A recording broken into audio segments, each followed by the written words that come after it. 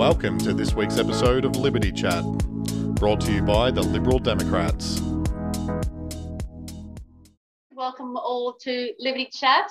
Looks a bit different this week. My name's Kirsty O'Sullivan. As you can see, I'm up here in Brisbane with our lead Senate candidate, Mr. Campbell Newman. Thanks for coming. You're doing the mud army, are you, mate? Well, I'm up here with my family and just, living my best life. And we also have our lead Senate candidate for New South Wales, Mr. John Ruddick. Hi, John. Hey, JR. Good evening, Cam. Good evening, Kirsty. And as you can see, we also have our national president over there on the other side of the world, Mr. John Humphreys. Thanks for joining us, John. G'day all, good to be here. So, yes, obviously many of you would have had an email today talking about the results from the High Court. But first, before we get into that, we'll get a little bit of an update on what's been going on. Campbell, what have you been up to over the last week? I saw you on the weekend down in Sydney. Okay, so, last week I talked about the Mud Army and getting out and helping a colleague, a work colleague. Been doing a bit of media about some of the things to do with the floods. It was great to go down to Sydney on the weekend with my wife Lisa and give some support to Daniel Lukowitz's launch, which was just fantastic down at Darling Harbour. It was a lot of fun, great crowd, and a fantastic vibe. So I just sensational to be there to support him. And also, it's interesting, because of COVID, there's a whole lot of people in this party who I've been working with for 6-7 months, never actually met. So it was good to meet those people. Since then, in terms of media, the main thing is did Paul Murray live, also did Chris Keddy, and today I did an interview on ABC Radio. And one of the things I'm really pushing is that in the last couple of months of the Newman government, the government I led released a plan, basically, a pre-feasibility study that provided for a number of flood mitigation dams that would have, in a 2011 type flood event, saved about 8,000 homes and businesses from being flooded. And I'm going really hard on this at the moment to point out that the Palaszczuk government did nothing, shelved it, buried it, started a new study. Indeed, the new study, released 5 years later in 2019, has a lengthy amount in it about the benefits for the environment of flooding, Kirsty. So there's an ideology that's been sort of imported into those departments that are meant to build dams and protect the community. Instead, they think that they should wax lyrical about the environment being better off when you have a great big whack and flood. I think that'll be cold comfort to people. Yeah. So then pushing that. We've been doing fundraising, which has been going well as we've got to gathering support. It was good to have a Zoom hookup just the other night with, I think, pretty much the entire Victorian candidate team. Yes. And it was just them picking my brain on how to campaign at the local level, about setting up your campaign team, the things you should focus on, how to deal with certain situations. And I'm pleased to say I'm going to do another one tomorrow night with New South Wales as well. So very, very happy to do that with all the other states as well.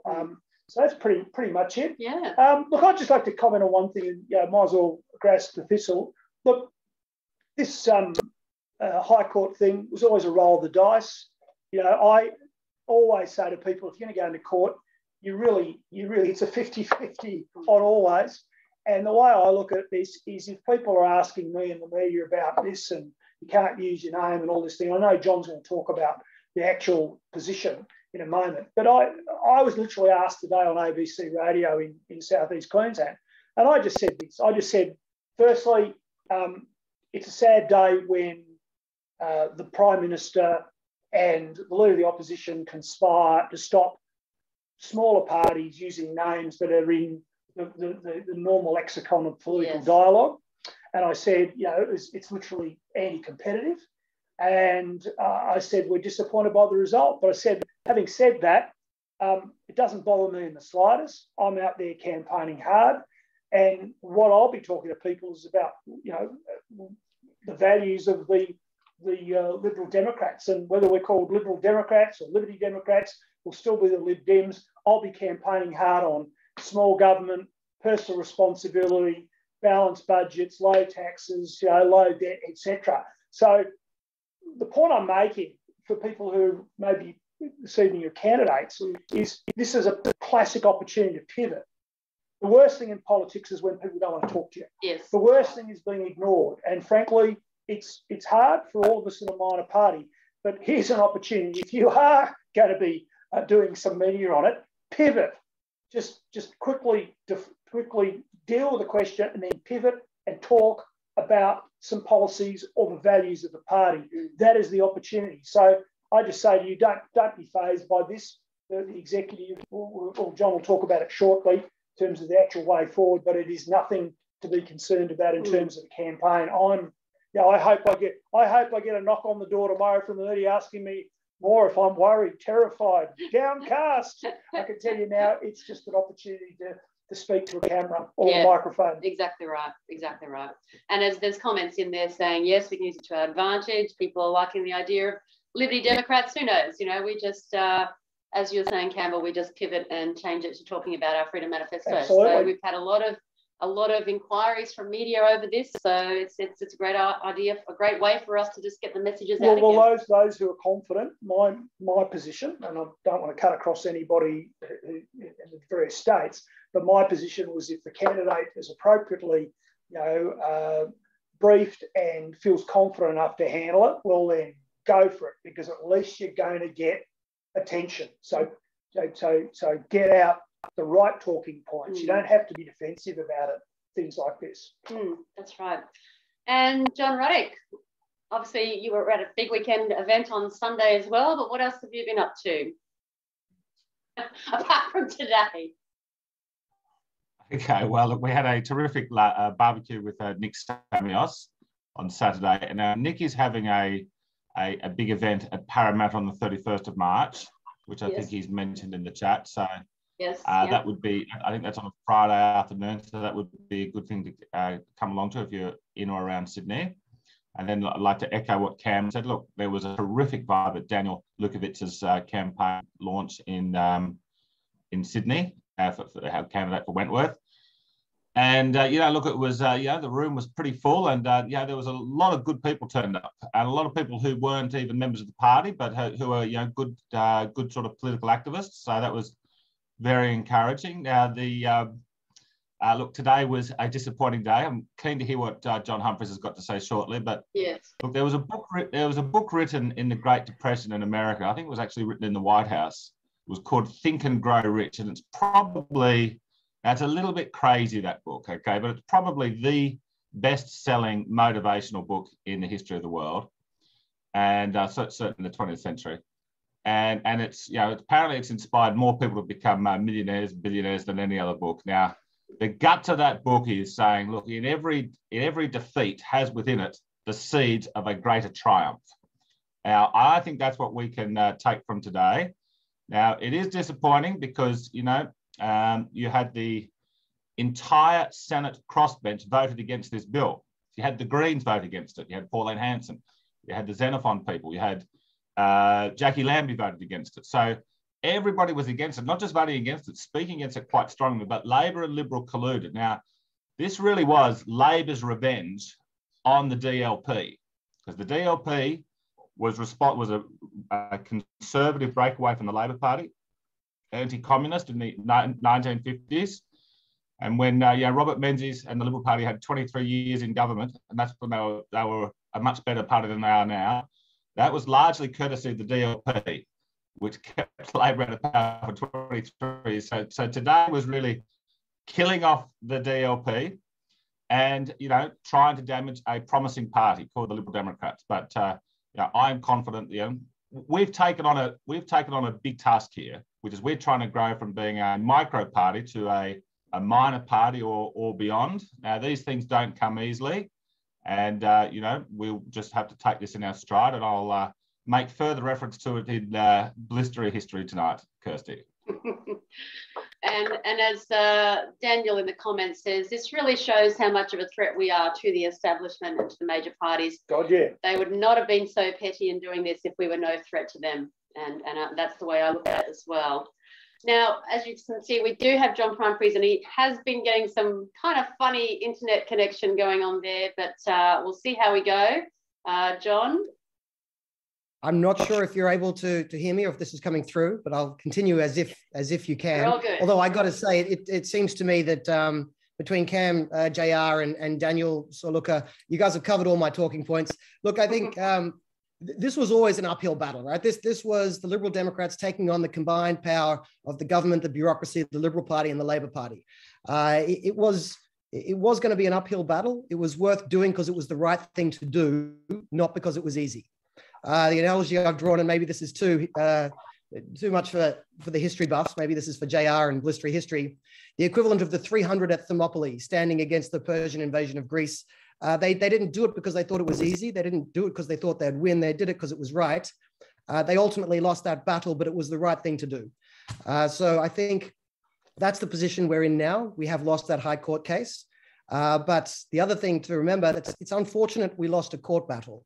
But the real battle is still in front of us. The real battle is the election, right? And that election is still coming up. And the Liberal Party may have won a court battle telling us that we shouldn't use the word liberal, but they can't stop the fact that we actually are the real party of classical liberalism and freedom. And we're going to be taking that to the election, putting that in front of people, giving them a freedom alternative. And come election day, we'll see who the real victors end up being in this ongoing political battle, because that's where it really matters, right? I mean, we said this before when this court case kicked off, that we thought it was a real shame that the Liberal Party, with Labor support, decided in the middle of COVID that they were going to distract from the real issues of governance to decide to pitch this ridiculous court battle against minor parties using generic political terms. So we thought it was a mistake then. We still think it's a mistake. But that was and always has been a sidetrack, a distraction. The main game is the election, and that election is still on. Look, we're still going to be the Liberal Democrats for this election. I should point out as well, and this is something that it gets easily confused, we're still the Liberal Democrats in all state levels. So the Victorian election, the New South Wales election, the South Australian election, we're still the Liberal Democrats. We're still the Liberal Democrats for this federal election. After this election's over, we're going to have to rebrand at the federal level because of this High Court case. And the idea is Liberty Democrats. So I can see lots of discussion in the chat about different ideas. We've already kind of put the train in motion. So after this election, switching to the Liberty Democrats, and then we can have more discussions then. But I got to say, discussions that are after the federal election are great to have. Let's have them after the federal election, right? We've got a really big task in front of us right now, an exciting task to get Campbell and JR and Limbrick and Canelm and Kate and everyone else elected so that we have a big group of pro-freedom, freedom-friendly people in the Senate. That's the victory. That's what matters. So let's keep our focus on that. There's lots of things to be discussed after the federal election, and I'm happy to have them. I think we should have them after the federal election, after these esteemed gentlemen and their comrades, the fellow dissidents, are in the Senate. Because that's what really matters. We will make them pay, John Humphreys. Yeah. We will make them pay again and again and again. But anyway, that could come. Well, they can try to quibble over names, but they can't actually control the philosophy. So, I mean, when it comes to a party that actually stands up for the principles that people want, live and let live, and liberalism, they can play silly buggers in the courts to try to change what words we use, but they can't change the underlying facts. You know, we are the party that actually believes in live and let live liberalism. They're a party that's just squatting on the name and trying to use that for political purposes. But the truth will win through. Yes, well, obviously, there's a lot of people that are definitely liking the idea of Liberty Democrats, and obviously we've been calling ourselves Lib Dems for a little while as well, and it means we can we'll still be named as Lib Dems, as Daniel says in there as well. Still the Lib Dems, still the LDP, still Libertarians. That's the main thing. Hang on. If there are other questions on this issue, I mean, the chat's going through too quickly for me to read easily, but I imagine Kirsty will find the good questions and throw them out. We're happy to sit around and answer questions. There's not a lot of questions as such about the name or the court case itself. A lot of comments about it. One in the Q&A. Will there be a statement from yes. Lib Dems about unvaxxed SES, AMBO, etc. workers and not allowed to assist current flood relief efforts? And this is actually from a candidate. Yeah. Michael Abelman is a candidate in the seat of Flinders in Victoria as well. Well, Michael, we drew it to the attention of the New South Wales team the other day here in Queensland. We drew it to their attention that there was some nonsense from the New South Wales government about the requirement for people filling blooming sandbags as volunteers in northern New South Wales to be vaccinated. That very quickly, when we got onto that sort of, I believe, got scotched. But I think, I think that's one that the Victorian campaign team should go out on the front foot, hammer it hard, point out how stupid it is. So this is what we've got to as a nation. We've got to as a nation that you can't help someone if you're not vaccinated. The corollary is if I'm fully vaccinated, do I have to go up to the householder and say, sorry, excuse me, sir, are you fully vaccinated? Sorry, I won't help you. How ridiculous. So you can have a field day with this one. Well, and there's a comment here from Don who says, I got kicked out of the SES for not showing my vax status. But they need you now, mate. That's right. Yeah. That is right. Yeah. Now, there is a comment or question here from Ben saying, what is the consequence of the Lib Dem if the Lib Dems ignored the High Court ruling and kept calling themselves the Liberal Democrats? Well, that's one for you, John Humphreys. Right. Firstly, there's a smart-ass line of argument that was run by the government solicitors that said we're actually free to still call ourselves the Liberal Democrats everywhere except the ballot. So, which is true, you are free to use the word outside of the context of the election. Of course, when you go to vote, you look at the ballot. So it's a bit of a smart-ass argument that they made. So, I guess at the state level, David Limbrick and Tim Quilty are still elected as Liberal Democrats in the Victorian Parliament. So those words will still be used by our party, at least in the short run, while we try to work out how to address this issue after the federal election. So the words will still be there. We can certainly use the word Lib Dems, and we can still point out, as someone else did in the comments here, that if you're after classical liberalism, we are the actual party that represents those values. We can still say that. If we try to continue with the federal registration of the Liberal Democrats, if that's what we tried to do, at some point, the AEC would deregister the party. Now, I should point out then, and we don't want to get into the minutiae and the details here. The AEC works in a very specific way. There's lots of processes involved. Things don't happen instantly. And there's lots of timelines involved and steps involved. But if we were to be stubborn and simply tell the AEC, no, we are the Liberal Democrats, the High Court ruling means that eventually the AEC would get around to deregistering us. But again, that's not a short-term consideration. That is a medium-term consideration.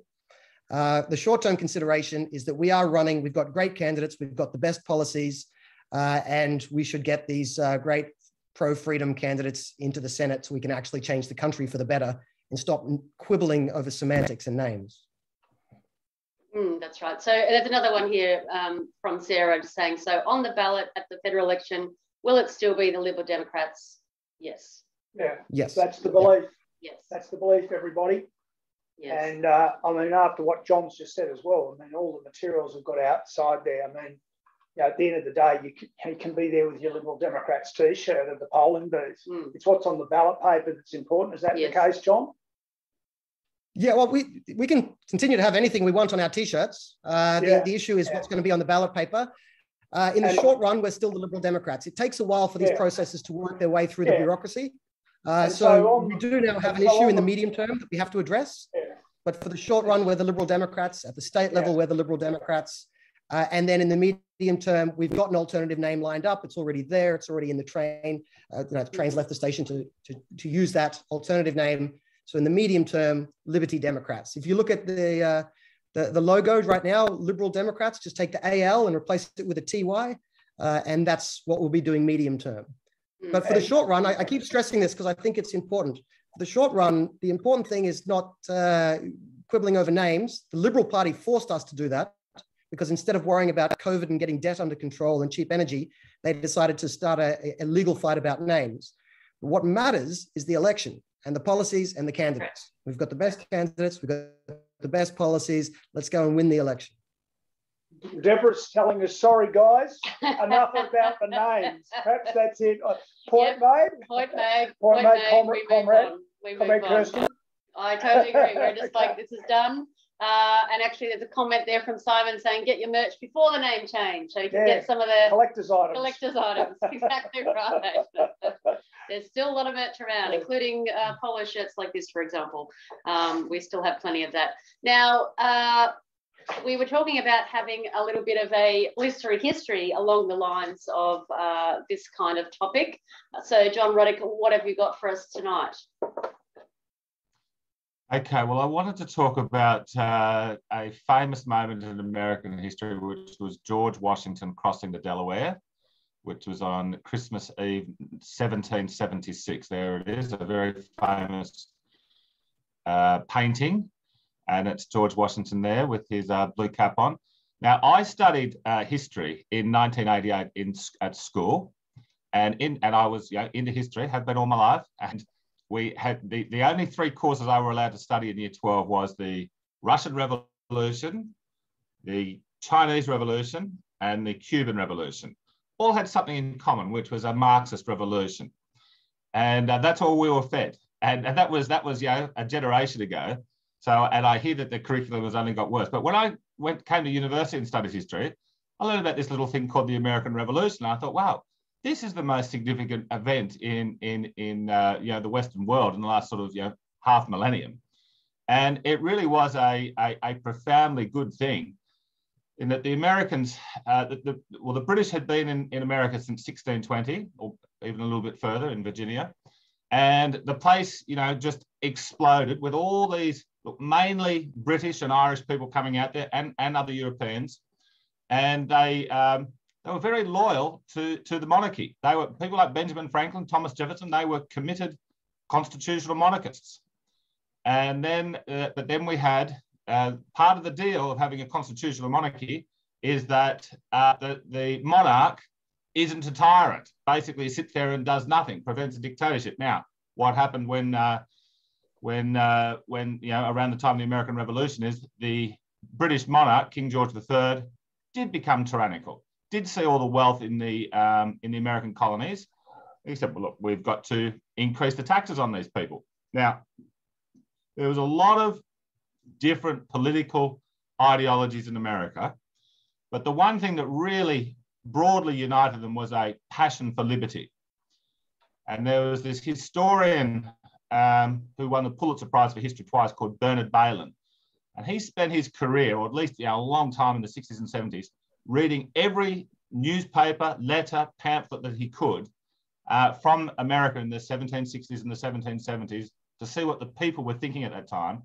And he won all these prizes because he demonstrated that the average American at this period was very, very well read. They used to love ancient Rome and they were right into their political philosophy and ideology. And they were passionate about liberty. And the dominant political ideology in America at that time, in the revolutionary period, was these people that had sort of lost the English Civil War, but during the English Civil War, and they'd sort of migrated out to America after that, they were extremely suspicious of state power and big government. And these were the guys that really came to, people like Thomas Jefferson and others, and they came to America, and they were the ones that were really or that political tradition that came out of the English Civil War. They were the people that were really in the engine room and the leadership of declaring independence from Britain when the taxation was too high. So the war started in 1775, and initially it was going well for the colonists in that they had a victory over the British in Boston. But then they had a big defeat in New York. And things, and now, so we're now sort of, what was that, sorry? They got whipped. Yes, they got whipped, yes, that's what happened. Seriously. Now, at that time, America was divided into three groups. There was 1/3 were pro the war, 1/3 were pro-Britain, they did not want to be independent, and 1/3 didn't care, okay? So you really, so they were on the defeat. Things were not looking good. They were in retreat, and George Washington was their leader, or the military leader, and he was having a hell of a lot of desertions and couldn't get any money, and things were not looking good. And right, then Cam's just spilling beer all over my laptop. Don't worry about that. We've got a crisis here, John Ruddick. This is a real problem. Okay. Well, And this is crossing the Delaware. We're going to be...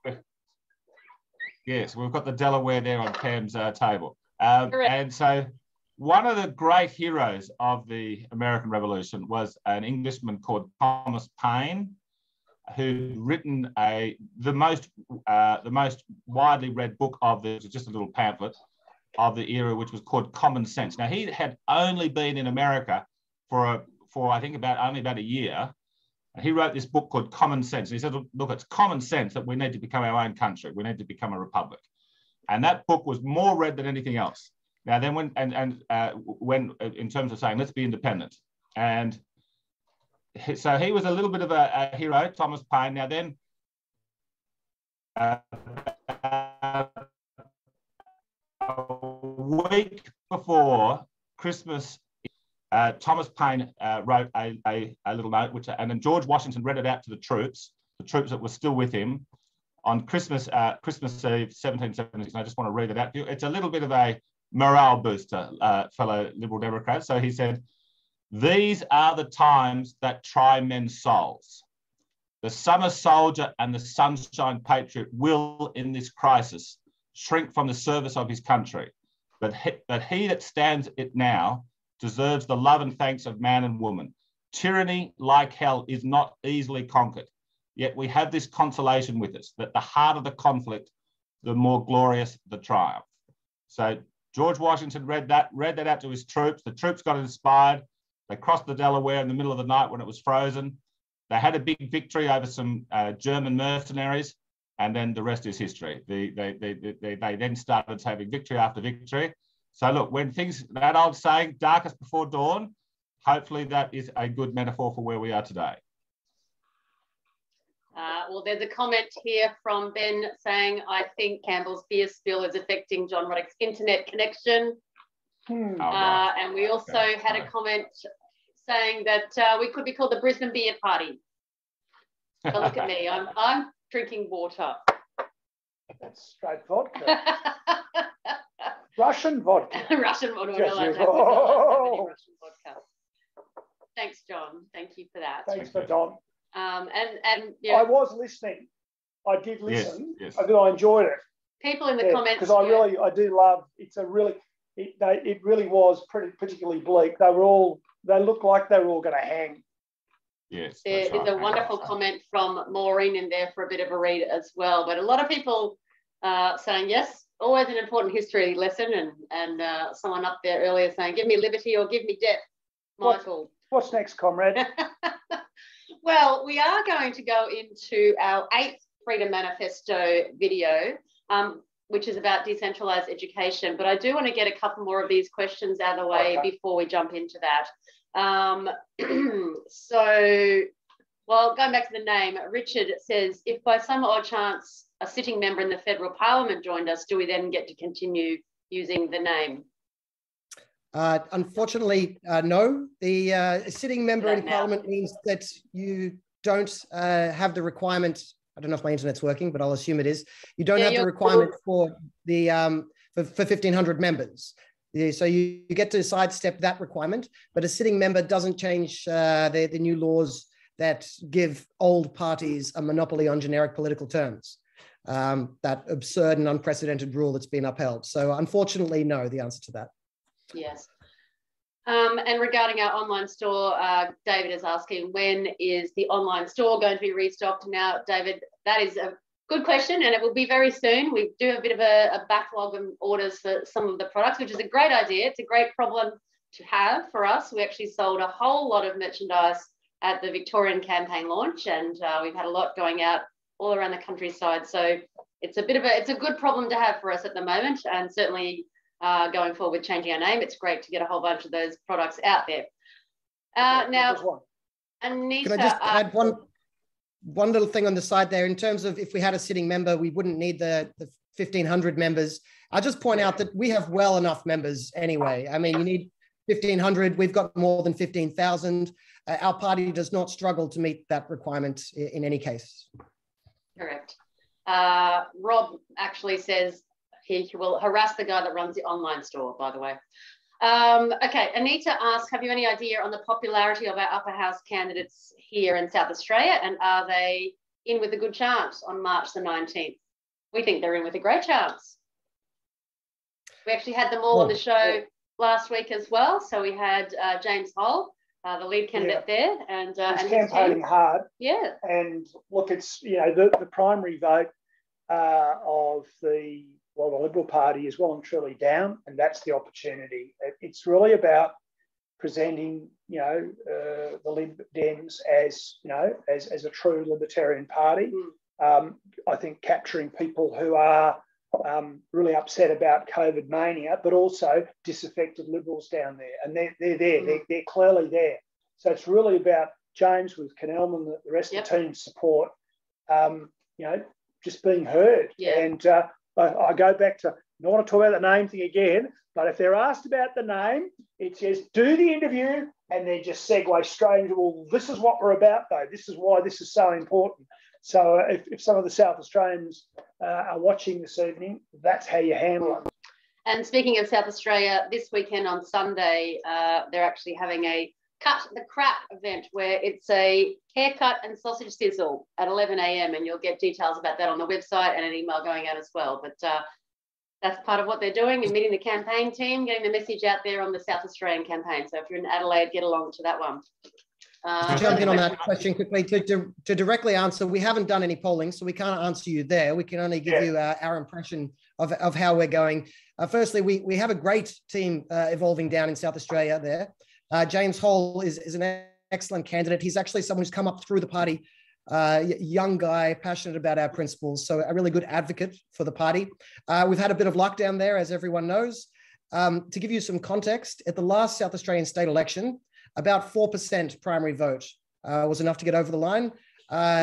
Look, that is eminently doable for us here. With the team we've got down there, the work they're putting in, the luck we've had come our way, that is all very achievable. So keep a close eye out there. We haven't got any polling, so we can't give you any like scientific answers, but I'm feeling good about it. That's an unscientific answer.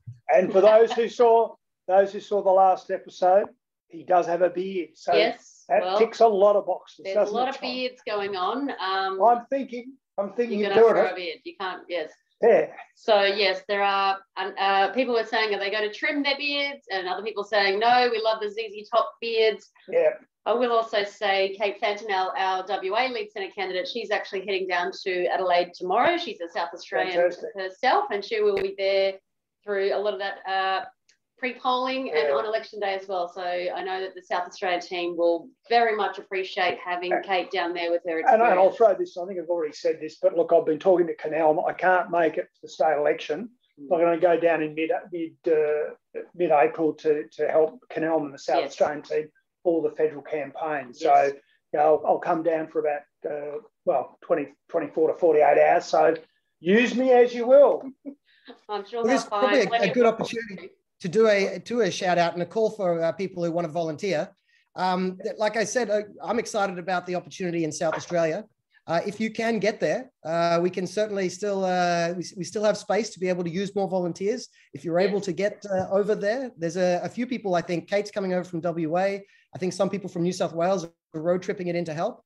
If you're able to help, get in touch with James or Canal or Kirsty or anyone from the party. We'll certainly make use of you. So it's an exciting opportunity. If you want to be there, go ahead.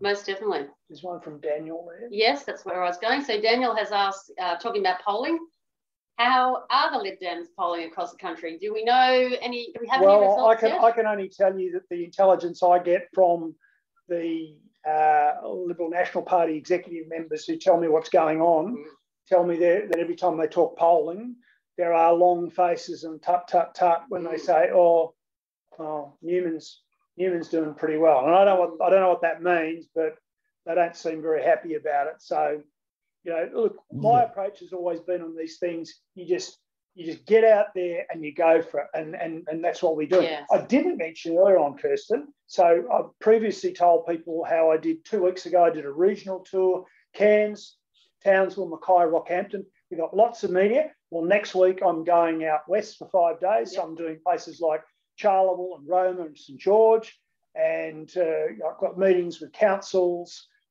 farmers, economic development. And you're going out there with Tegan Granger as well? Tegan Granger, our running mate, my running mate for the Senate. Yep. No, so looking forward to that one. And we'll be doing more over the next 2 months. Beautiful. Kirsty, can I add this on the polling? Look, everybody considers the news poll the gold standard. Now, they have a category of other, which does not include Pauline Hanson. The last federal election, the other, which is independents and minor parties that they don't include by name in the poll, that was 8%, and it's been, over the last year, that's risen to about 13%. So now, I would say that probably a lot of that at this stage is the UAP. There will also be some of these voices of candidates, independents in there. But if it's 13%, that's what the polling is saying. What we saw in Switzerland when they had a referendum about 4 months ago on ending COVID restrictions, the polls consistently said that about 72% of people would vote in favour of retaining COVID restrictions. But then when they actually had a vote, it was 61% voted in favour. That's a pretty big gap. That's a 10-point gap between the polling and the result. Now, why would that be? Well, look, I mean, a lot of the Western world, Switzerland and Australia included, we live in a semi-police state. We certainly did at that time. And I think there will be some people who say, yeah, I really don't want to vote for the majors. I want to vote for one of the freedom parties, but I don't want to tell some anonymous pollster that just rings me up at 7 o'clock at night that I'm voting for them. But look, even the 13%, even if that is accurate, that tells me that in every state in Australia, we've got a reasonable chance of electing a Freedom Party candidate.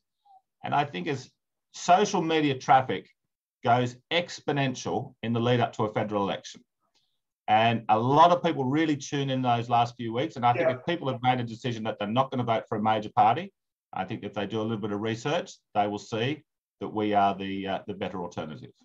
And can I just throw in one thing too for everybody, for everyone this evening? Look, if you ask me, would I like to spend $10,000, $12,000, $13,000 doing a poll, or spend it on social media boosted materials or stuff in letterboxes or a billboard? I could tell what I prefer to spend the money on. I think we've got a very clear idea about who we're trying to pitch to and what we're going to say. In fact, we had here this morning in this very room, we had a meeting that went for about 3 hours with our comms team, about 10 people here talking about the messaging, refining that. And I think they've nailed it. They know what they have to say. And we've only got a certain. This is different from the major parties. We don't have to try and get a 2PP of 50.1 for us. We've just got to get a fairly high, but low. Sorry, I'll start again. We're going to get a fairly significant but low primary vote. For the Senate, 8 or 9%. Gets people into a competitive position. So really, what I'm trying to say is, spending money on polling versus actually spending money on campaigning, I'd take the latter any day of the week. And I hope that makes sense. So that's why we're not trying to dodge the question here. We're just trying to tell you how we feel about it. Yeah. Well, and there's a comment here from Jim saying, I'm currently driving up to Far North Queensland and seeing lots of Campbell billboards. There you go. How does Campbell, that's right, how does Campbell get along with that true independent Bob Catter? Well, I'm happy to say, so it's like, I'll just hold this up. Look what came in the mail today. The man himself. I literally saw it. We didn't rehearse this, ladies and gentlemen. This is literally what arrived at my front doorstep today as a result of catching up with him a couple of weeks ago. He told me he'd send me a copy of his book, and he has. And it's quite a big, hefty book. It's quite a tome. Yes. There you go, and it looks quite interesting, I've got to say. So, and have you sent your book back to him, Campbell? Have you offered to do that? Now, mine's far more lightweight, I've got to say. Now, I was just going to, on the polling thing, I was just going to say something very similar to Campbell. We haven't done our own internal paid for polling because it's the judgment internally that those resources are better placed, creating more pamphlets, getting them in front of people, getting the message out there. We have heard secondhand information from polling, either through public polling, as JR mentioned, or as Cam said, we're sometimes getting nods and winks from other parties as they tell us what they see. There are some encouraging signs there, but it's really hard to know how to interpret some of those polls. So we get encouraged by some of them, but let's not count our chickens. If the polling is good, we should keep working hard. If the polling is bad, we should keep working hard. So basically, either way, we should keep working hard. Right. But there are some good signs out there. We just haven't got scientific data to share with you. Yeah. Now, just two more very quick ones before we go into our Freedom Manifesto video.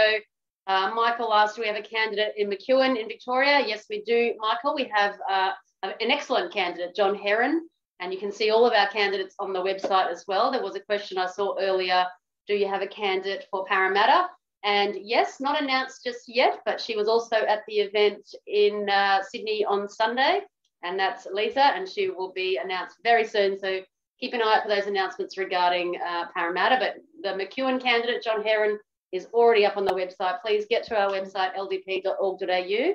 You'll see election 2022. Scroll down to your state and you can see all of our so far announced candidates. And obviously on that website as well, join, donate, volunteer. It's all there. We certainly need, as John Humphreys was saying earlier, we certainly need volunteers all around the place. So now is the time we go into our number 8 Freedom Manifesto policy, which is all about decentralised education. The Australian government largely determines the curriculum and education that our children receive.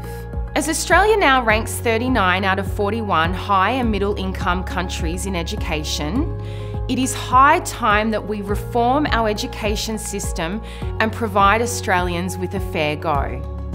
Hi, I'm Caroline White and I am your Victorian Senate candidate for the Liberal Democrats. In this video, I want to talk to you about the 8th policy in the Liberal Democrats' Freedom Manifesto, decentralised education. While education spending has skyrocketed over the past 50 years, there is little to show for it other than bloated institutions that fail to innovate and fail to serve their students' needs, while pushing their own social and political agendas. Our policy will allow schools to opt out of the national curriculum. Instead of an endless political battle over who gets to be the gatekeeper of knowledge, curriculum decisions should be devolved as close as possible to the individual level so that parents are able to choose a school that matches the needs of their children. We will abolish centralised testing, such as NAPLAN. A single measure of learning is a ridiculous notion, and it causes real, useful learning to suffer as teachers teach to pass tests rather than to educate. We will allow new and innovative business models. All education is protected from competition by a raft of regulations that make it virtually impossible to start up and compete by using any different or innovative model. We want to see market process where entrepreneurs can innovate and see what works. We will allow home education co-ops. Parents will be able to start co-ops and micro schools in their homes without being forced to comply with all the regulatory burdens placed on larger institutions. We believe in user pays university. By changing the price structure of universities, this will encourage competition and a better quality education system that provides a higher quality certification in the national and global market. True educational reform means taking power away from bureaucracies and decentralising decision-making, with decisions being made as close as possible to the individual learner. Schools, childcare centres and higher education institutions should compete for students by offering a better product, and new alternative institutions should be allowed to innovate and compete as well.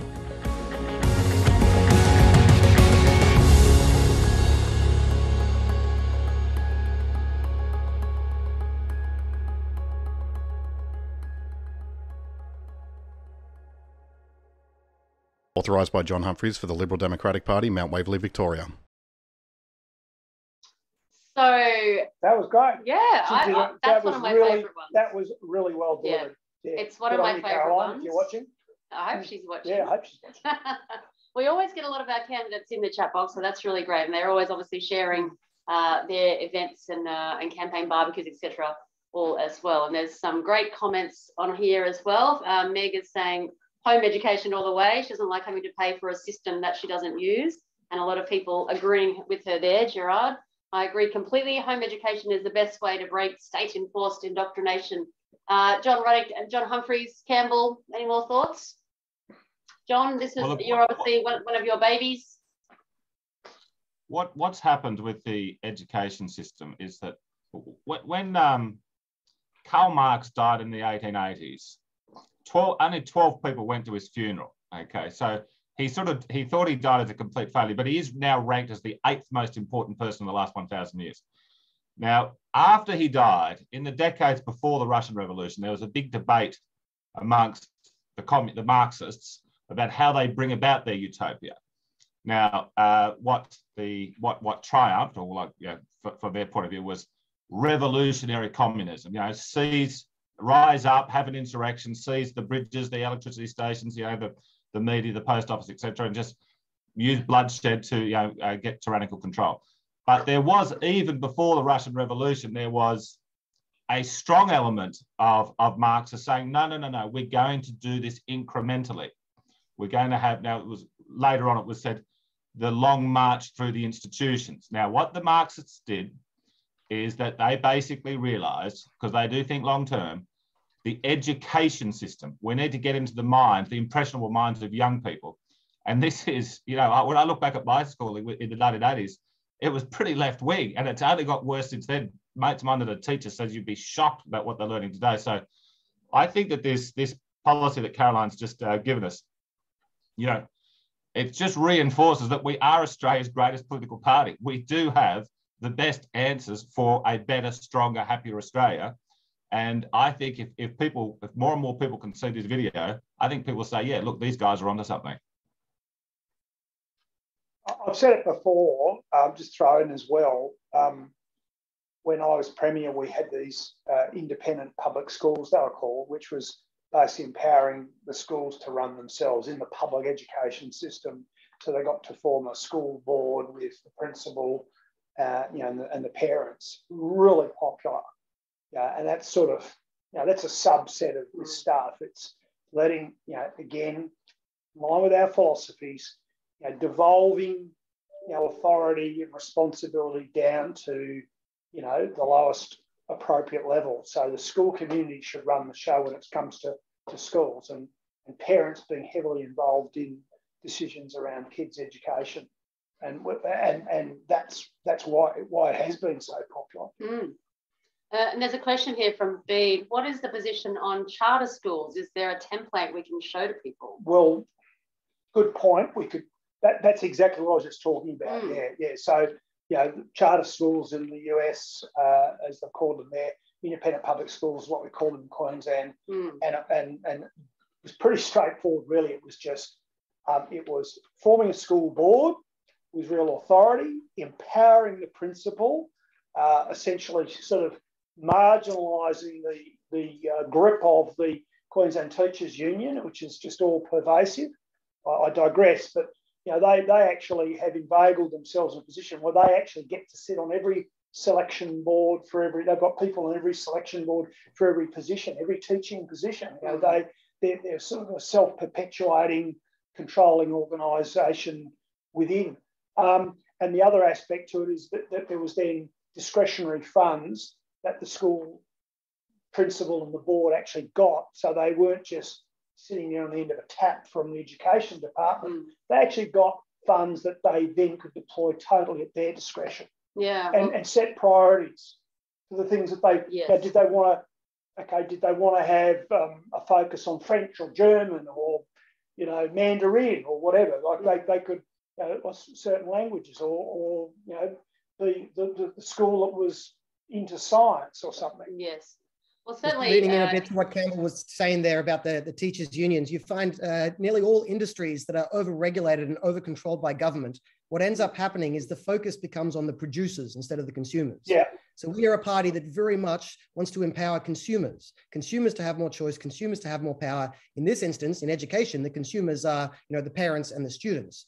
But what we've got is a bureaucratized system here, which puts more and more focus on the producers, which is inevitable when you have a bureaucratized, over-regulated system. And so that's one of the things we're trying to shift here, shift away from a producer focus towards a consumer focus. Just on the education policy more broadly as well. I mean, and that is the core of it, right? If there's one thing to take away, it's that give consumers, give parents more power is the core of what we're saying. And one great virtue of that is, as JR was saying, is it helps push back against some of the dodgy directions some of our education institutions are going. But more broadly, it just gives people choice, and choice is a powerful thing. On the higher education one, it's not what we focused on in this discussion, but I'll just note that people who go to university, one of two things is normally the case. Either they go to university, they learn valuable skills, they increase their wages above what they would have been, they become more financially successful in life. If that is the case, it is absurd that we get people who don't go to university to cross-subsidize the education of successful lawyers and accountants and doctors, et cetera, and engineers and economists like myself. It was ridiculous for people who didn't go to university to be forced to cross-subsidize my education. And so that's one approach. Or people go to university to study basket weaving and lesbian dance theory, which is entirely a consumption choice. And again, it's absurd to get your average truck driver or anyone else to be forced to pay extra taxes to cross-subsidize those consumption choices of people studying pointless degrees. So either way, the important thing is that people have access to university, and we agree with that, but we don't want to force average people or people who don't go to university to have to cross-subsidize the university decisions of people who are going to be successful in life anyway. Mm. And obviously, don't forget everyone, the policy video that you've just watched is now available on our website on YouTube. It's released on Facebook as well. Make sure you watch it. Make sure you share it. And we say this every week with these Freedom Manifesto videos. Share. It's really important, everyone. We sound like a cracked record. Every week. But if everybody in the Liberal Democrats shared all this stuff, this would be an amazing force multiplier for us in our campaigns. It's really important. And like I spent a lot of time on I'm getting on the soapbox. I spend a lot of time each day, and I'm sure JR does, and others, but on social media, and I literally am busy retweeting, reposting stuff from other candidates to boost their reach. It's politics, ladies and gentlemen. Believe it or not, well, you wouldn't believe it from the stuff on the news. It is a team sport. Yes, it is absolutely a team sport. And it requires people to just hang together and campaign together. Yeah. And speaking of campaigns, I just want to give another update on a couple more of the events that we've got going around. Obviously, we've already mentioned South Australia's Cut the Crap on Sunday. John Ruddick did mention earlier the Nick Samios, who's our candidate in Brower. He has his flat taxes and free market luncheon on the 3rd, which is a Thursday, actually, John, the 31st of March. There's also Victor Tay on the 12th of March this weekend, has his barbecue in Werriwa. As I said before, all this information is on the website. WA have postponed this weekend's event up to next week because they've got a lot going on, but they are very soon will be announcing a whole bunch of lower house candidates. They will have at least 10 out of the 15 seats. And also next week, Kate Fantinel will be hosting Liberty Chat because I'll be at an event with a couple of our Victorian candidates. So Kate, as I said earlier, will be in South Australia. So we'll have the South Australian state team on there, and obviously talking about some of those WA candidates as well. So next week will also be a big one, particularly about South Australia and WA. Victoria has also got a couple of branch meetings going on. Obviously, get to the website there. One interesting one, there's an afternoon tea out in Druin on the 14th of March, and that will be David Limbrick and Carolyn White, the star of our Freedom Manifesto video you just watched. They will be out in Druin for that lovely afternoon tea. It sounds very nice.